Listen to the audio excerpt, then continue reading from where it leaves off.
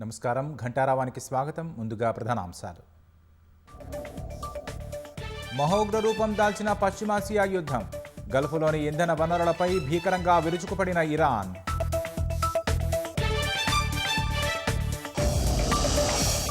ఇరాన్పై భూతల దాడులకు సిద్ధమైన అమెరికా.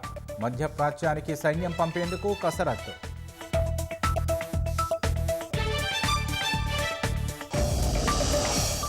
ఇంధన వనరుల విధ్వంసంతో ముదిరిన యుద్ధం. బ్యారెల్కు $116 చేరుకున్న బ్రెంట్ ముడి చమురు ధర.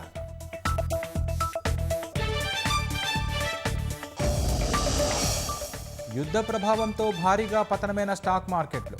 2497 పాయింట్లు పడిపోయిన సెన్సెక్స్.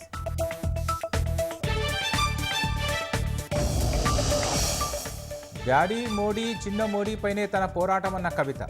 పార్టీ ప్రారంభించినప్పుడే అజెండా లక్ష్యాలు ప్రకటిస్తానని వెల్లడి.